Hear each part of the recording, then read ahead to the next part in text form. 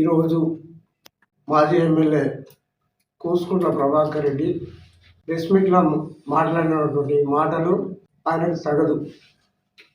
గౌరవ శాసనసభ్యులు కోమరెడ్డి రాజగోపాల్ రెడ్డి పైన తప్పుడు ఆరోపణలు మానుకోవాలి. రాజగోపాల్ రెడ్డితో పోల్చుకుంటే నువ్వు ఒక చిటికెనతో సమానం.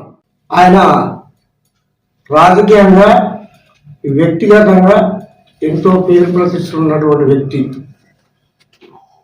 ఈ రాష్ట్ర రాజకీయాల్లో కూడా కీలక పాత్ర పోషించేటువంటి వ్యక్తి. నువ్వు ఒకసారి ప్రతిపక్షంలో ఉన్నావు, ఒకసారి అధికార పక్షంలో ఉన్నావు. మునిమంది తప్పి మాట్లాడుతున్నావు. రాజగోపాల్ గారి వ్యక్తి ఒక శక్తి. ఈ నియోజకవర్గంలో కాదు, రాష్ట్రంలోనే ఎంతో మందికి ఆరోగ్య విషయాలలో ఎంతో మందికి సేవ కూడా చేయడం కూడా జరిగింది. మరి ఆయన రాజీనామాతోని బై ఎలక్షన్ల 100 మంది ఎమ్మెల్యేలతోని ముఖ్యమంత్రి అందరు కలిసి అక్రమంగా మీరు గెలిచి తప్ప నిజాయితీగా గెలవలే. పబ్లిక్ను బెదిరించి పోలీసులను అడ్డం పెట్టుకొని డబ్బులు విపరీతంగా పంచి గెలిచిరు తప్ప మీరు నిజమైన గెలుపు కాదు. ఆయన రాజీనామాతోనే ఈ నియోజకవర్గం అభివృద్ధి చెందిందంటే 100 పడకల ఆసుపత్రి కానీ, సీసీ రోడ్లు కానీ, డ్రైనేజీలు కానీ, ఇప్పుడు ఒల్గొండ రోడ్డు పనులు జరుగుతున్నాయంటే ఆయన రాజీనామాతోనే. ఈ నియోజకవర్గంలో వృద్ధాప్య పెన్షన్లు కూడా ఆ రాజీనామాతో వృద్ధాప్య పెన్షన్లు కూడా రావడం కూడా జరిగింది. ఆయన ఎందుకు రాజీనామా చేసిండో నిధులు కూడా ప్రతిపక్ష ఎమ్మెల్యేలను కక్ష పట్టి నిధులు ఇవ్వకపోతే నా నియోజకవర్గ ప్రజలకు అన్యాయం జరుగుతుందన్న ఉద్దేశం మీద రాజీనామా చేసి అప్పుడు ఎలక్షన్లో నిలబడ్డాడు. అందుకు గవర్నమెంట్ దిగొచ్చి మీరు పనిచేసారు తప్ప అంతకుముందుకు ₹1 కూడా మీరు నిధులు ఇచ్చినటువంటి చరిత్ర మీకు లేదు. రాజగోపాల్ రెడ్డి పైన తప్పుడు ఆరోపణలు మానుకోండి.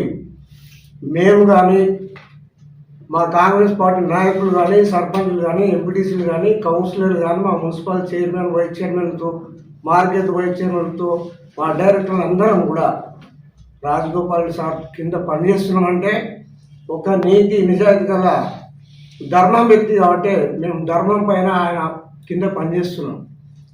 మీలాగా, మీ నాయకుల్లాగా, మీ కార్యకర్తలాగా భూ కబ్జాలు చేయలే, డబ్బులు వసూలు చేయలే. మాకు డబ్బులు వసూలు చేసే చరిత్ర మాకు లేదు. రాజగోపాల్ అనే వ్యక్తి సొంత వ్యాపారం చేసి, ఇతర రాష్ట్రాల్లో సొంత వ్యాపారం చేసి డబ్బులు సంపాదించి ఈ బీదల కోసం ఖర్చు పెడుతుంది తప్ప నీకు అవుపిస్తలే కళ్ళకు. ఇదే ముసలిలకు కంటి పరీక్షలు దాదాపుగా ఇప్పుడు 60 సార్లు ఈ నియోజకవర్గంలో చేయించడం కూడా జరిగింది. ₹1 ఖర్చు లేకుండా ఇక్కడ టెస్టులు చేయించి శంకరన్ హాస్పిటల్లో సర్జరీ చేయించి తీసుకొచ్చి ఇళ్ళలో పంపిస్తుంది. ₹1 ఖర్చు లేకుండా విత్ భోజనం, బస్సులు ఖర్చు అంతా పెట్టి. మరి అట్లాంటి వ్యక్తి మీద నువ్వు మాట్లాడుతున్నావు అంటే రాజగోపాల్ రెడ్డికి నీకు చిటికె నెలంత సమానం కాదు. మేము కూడా నీ పైన ప్రెస్ మీట్ ఎందుకు ఇస్తున్నాం అంటే ఇక్కడ ఏదో రాజగోపాల్ రెడ్డి పట్టించుకుంటలేడు అంటే ఎందుకు పట్టించుకుంటలేడు? ఎన్ని స్కూళ్లకు డబ్బులు వచ్చినాయి, 268 రోడ్లు శాంక్షన్ అయినాయి. మరి కూడా గవర్నమెంట్ నిధులు లేటైన ఉద్దేశం మీద ₹1,30,00,000 పైచీలకు ఖర్చు పెట్టి ఒక స్కూల్ బిల్డింగ్ కూడా కట్టడం కూడా జరిగింది. ఆ కార్యక్రమంలో మేము పాల్గొన్నాం. శిశు ఫౌండేషన్ నుంచి ఎంతోమందికి ఆరోగ్యం బాగాలేనటువంటి వారికి ప్రతి ఒక్కరు కూడా మెరుగైన వైద్యం చేయించి అందరూ కూడా ఆరోగ్యం కాపాడినటువంటి వ్యక్తి. మంత్రి పదవి అనేది రాజగోపాల్ రెడ్డికి గడ్డిపోస్తూ సమానం. మంత్రి పదవిని ఆయన కావాలని అడుగుతలేడు. మా నియోజకవర్గ ప్రజలు ఈయన మంత్రి అయితే ఈ నియోజకవర్గం డెవలప్ అవుతున్న ఉద్దేశం మీద మేము ఒత్తిడి చేస్తున్నాం తప్ప ఆయన మంత్రి కావాలని చెప్పి తిరగడం లేదు, ఆయన అడగడం కూడా లేదు. అది అధిష్టానం చూసుకుంటుంది, అది మీ పార్టీకి సంబంధం లేదు. మా పార్టీ సంబంధించిన విషయం మా పార్టీ నిర్ణయిస్తుంది. మా గౌరవ ముఖ్యమంత్రి గారు నిర్ణయిస్తాడు, మా రాహుల్ గాంధీ గారు నిర్ణయిస్తాడు, మా సోనియా గాంధీ గారు నిర్ణయిస్తాడు. నువ్వు మాట్లాడడం నీకెక్కడ తప్పు? నీ పార్టీలో నీకు చక్కగా లేదు, అది చూసుకో. వాళ్ళ గ్రామాలు అభివృద్ధి చెందుతున్నాయంటే రాష్ట్ర ప్రభుత్వం అభివృద్ధి చేస్తూ ఉంది.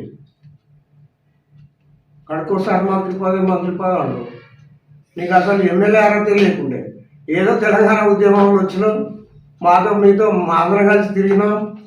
1200 మంది పిల్లలు చనిపోతున్నారు అని చెప్పి సోనియా గాంధీ కనుకరించి తెలంగాణ ఇవ్వడం జరిగింది. ఆ రోజు కేసీఆర్ కానీ కేసీఆర్ కుటుంబం అందరు కనుక పోయి సోనియా గాంధీ కాలు మొక్కి తెలంగాణ తల్లి అని చెప్పి ఆ రోజు కాలు మొక్కి తెలంగాణ తీసుకొచ్చిన తర్వాత మీ టీఆర్ఎస్ 10 సంవత్సరాలు అధికారం నుండి 1,00,000 కోట్ల బడ్జెట్ ఉంటే దాన్ని ఇలా లూటీ చేసి 8 లక్షల కోట్ల అప్పు చేసిపోతే మా ప్రభుత్వం మేము వచ్చిన తర్వాత ఫస్ట్గా జీతాలు పడుతున్న ఉద్యోగస్తులు, ఇంటిగ్రేటెడ్ స్కూల్ ఇచ్చారు, రోడ్లు ఇచ్చారు, ఎక్కడెక్కడైతే కెనాల్స్ ఇస్తున్నారు. మేము ఎన్నికలు అప్పుడు ఇచ్చినటువంటి హామీలు ఏవైతున్నాయో అన్నీ కూడా ఒకటి తర్వాత ఒకటి అన్నీ కూడా ఈరోజు ఇవ్వడం జరుగుతుంది. బీద ప్రజలు ఎప్పుడన్నా బీపీటీ బియ్యం తిన్నారా? ఉన్నోళ్ళు తిన్నారు, లేని వాళ్ళు తిన్నారా? ఈరోజు ఉన్నా లేకుండా అందరు బీపీటీ బియ్యం ఈరోజు రేషన్ షాపుల ద్వారా ఇవ్వడం కూడా జరుగుతుంది. మరి అదే బీదలకు 200 యూనిట్ కరెంటు బిల్లు కూడా మాకు జరుగుతుంది. మరి రైతు రుణమాఫీ కూడా చేయడం జరిగింది, ఉచిత విద్యుత్ కూడా ఇవ్వడం కూడా జరుగుతుంది. మీ ప్రభుత్వంలో ఏం చేసింది? మీరు దోసుకున్నారు తప్ప కాళేశ్వరం గడితే ముంచేస్తారు. కాబట్టి ఖబర్దార్, రాజగోపాల్ రెడ్డి పైన మళ్ళీ ఒకసారి తప్పుడు ఆరోపణలు కానీ డబ్బులు వసూలు చేస్తున్నారని చెప్పి కానీ ఇంకా ఏమైనా మాట్లాడితే మాత్రం ఖబర్దార్ అని చెప్పి తెలియజేయడం కూడా జరుగుతుంది. ఒలిగొండ రోడ్లు ఉన్నటువంటి ఏదైతే ఇరిగేషన్ కాలువ ఏదైతే ఉందో అది అధికారికంగానే ఉన్నది. దాని అధికారులు కూడా సర్టిఫై కూడా చేయడం కూడా జరిగింది. ఎక్కడ కూడా అక్రమ నిర్ణయాలు లేవు. మరి మీరు అధికారులతో దృష్టి తీసుకుపోయి మీరు చెక్ చేసుకుంటే తప్పేం లేదు, అది చూసుకోవచ్చు. అక్కడ నిర్మాణం చేస్తున్నటువంటి మా కౌన్సిలర్ కానీ ఇంకా వేరే వాళ్ళు కానీ అందరు కూడా కలెక్టర్ గారు ఒకసారి సర్టిఫై చేయమంటే మండల అధికారులు ఇరిగేషన్ వాళ్ళు అందరూ కూడా సర్టిఫై చేయడం కూడా జరిగింది. ఆ కాపీ కూడా ఈరోజు మళ్ళీ కలెక్టర్ గారికి పంపించడం కూడా జరుగుతుంది. టెక్నికల్గా ఏదైనా ప్రాబ్లం ఉంటే అడగొచ్చు, కానీ బురద తగ్గొద్దని చెప్పి మీకు అందరూ కూడా ఇది పలుకుతున్నారు.